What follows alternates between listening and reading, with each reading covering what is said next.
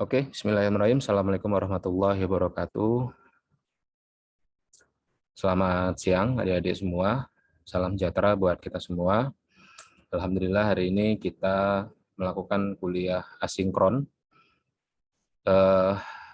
Kita sudah beranjak ke pertemuan ke-9 melakukan kuliah fisika dasar. Jadi kalau kemarin kita bicara tentang banyak hal ya, tentang resistor, kemudian hukum ohm, dan lain-lain begitu. Hari ini kita akan bicara tentang apa itu yang disebut dengan sistem kemagnetan. Gitu ya kira-kira. Oke, sebentar. Ini saya mau share screen dulu sebentar. Oke, ini ya.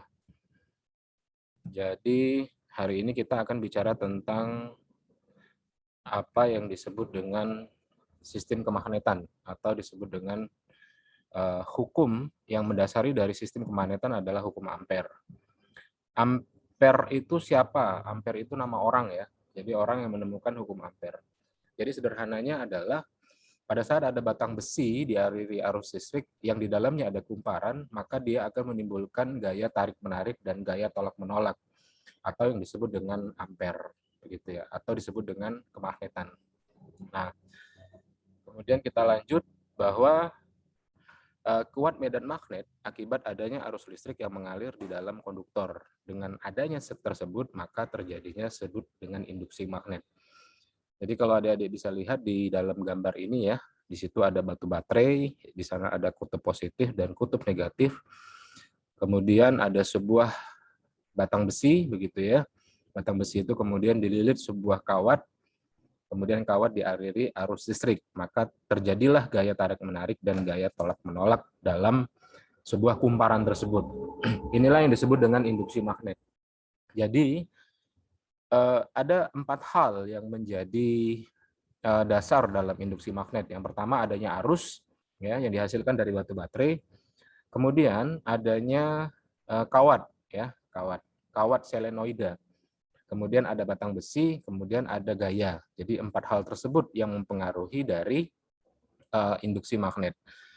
Jadi sederhananya apabila ingin menaikkan sebuah nilai induksivitasnya, maka keempat tersebut akan berpengaruh, begitu ya. Misalnya contoh, pada saat ingin menaikkan induksi magnetnya, maka kumparannya ditambah.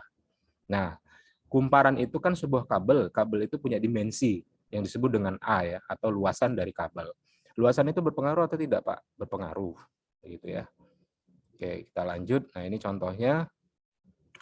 Jadi adanya timbul arus listrik yang berakibat adanya perubahan medan magnet terhadap waktu, ya. Kok tahu adanya perubahan? Nah, ini menggunakan alat apa yang disebut dengan galvanometer, ya.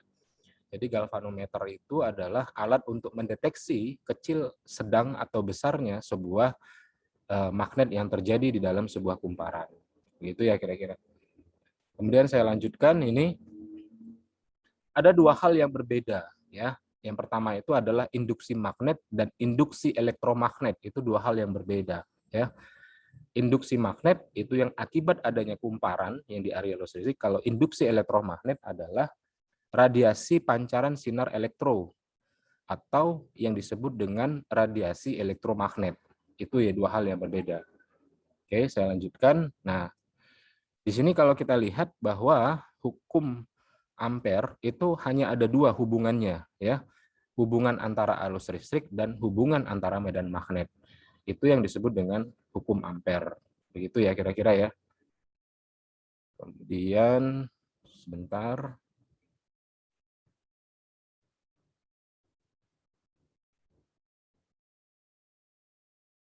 Kemudian saya lanjutkan.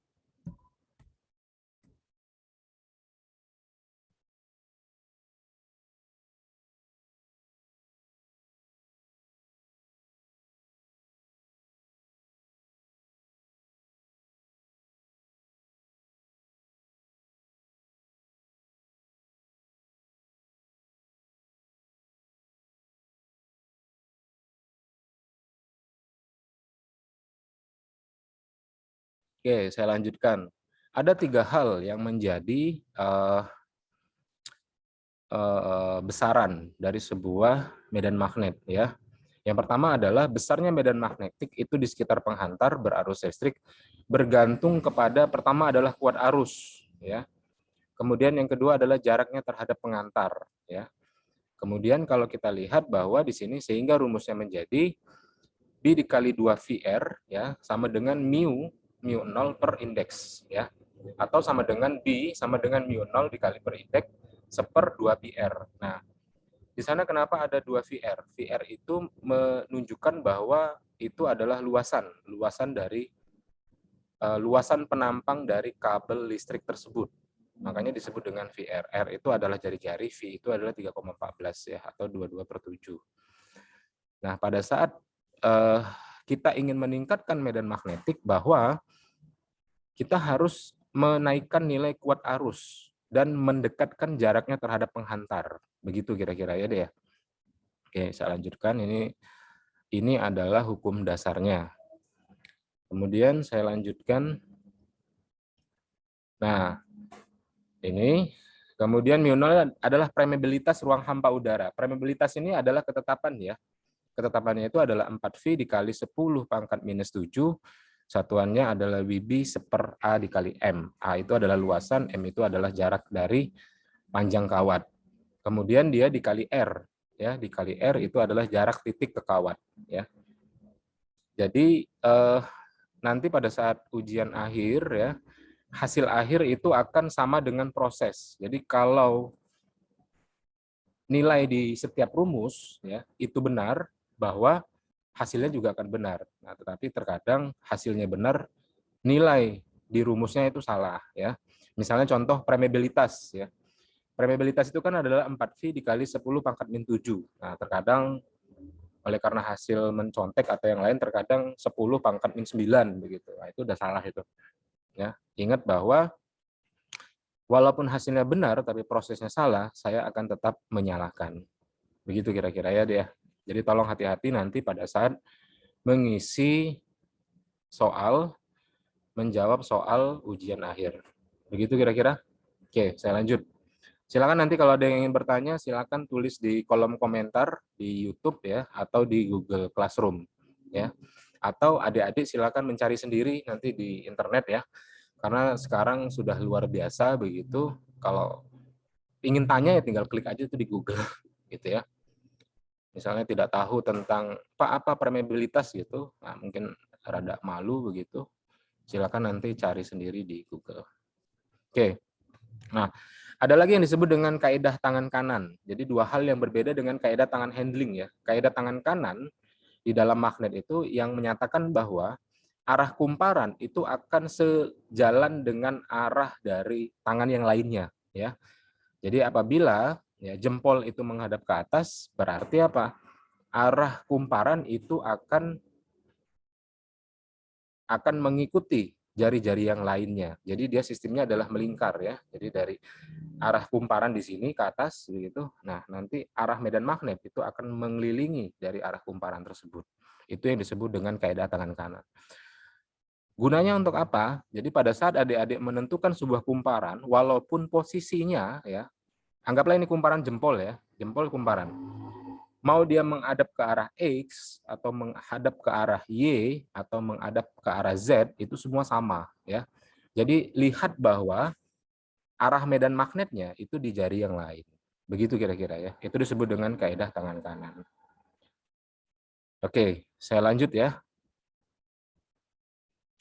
Nah, ini misalnya contoh ada sebuah kawat keluar lurus panjang dialiri arus 7 mA berada di ruang hampa. Berarti ruang hampa itu berarti permeabilitasnya adalah berapa tadi? 4V dikali 7 pangkat minus 10 ya.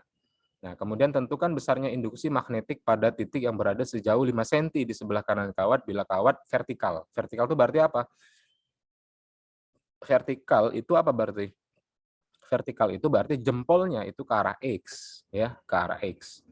Kalau dia horizontal berarti jempolnya itu berarah ke arah Y ya. Begitu ya kira-kira ya. Oke. Nah, ini tinggal dimasukkan saja ya. Panjangnya 7 mA, kemudian titik yang berada sejauh 5 cm tinggal dimasukkan saja. rumus yang ini tadi ya. Jadi tinggal jalan. Oke, kemudian saya lanjutkan. Ini adalah kuis. Kita kuis tidak usah ya. Begitu kira-kira dia ya. Nah,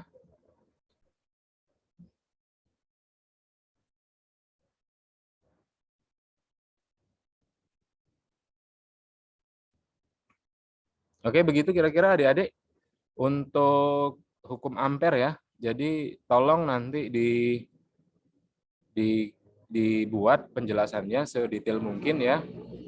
Dan adik-adik cari tahu untuk yang di kuis ini ya. Di kuis ini nanti adik-adik tolong cari tahu ya. Kawat listrik vertikal di dinding sebuah gedung membawa arus DC sebesar 30 ampere. Kemudian kuis yang nomor 2 juga sama gitu ya. Jadi tolong dibuat, dicari tahu nanti untuk pertemuan ke-10 nanti saya akan tanyakan ke adik-adik semua. Begitu kira-kira. Silakan nanti cari lebih dalam kembali mengenai kemagnetan ya. Kemudian yang kedua tolong dikerjakan kuisnya 2 soal ini ya. Nanti pertemuan berikutnya saya akan tanya ke satu-satu orang. Begitu adik-adik semua, terima kasih atas kehadirannya. Saya ucapkan Assalamualaikum warahmatullahi wabarakatuh.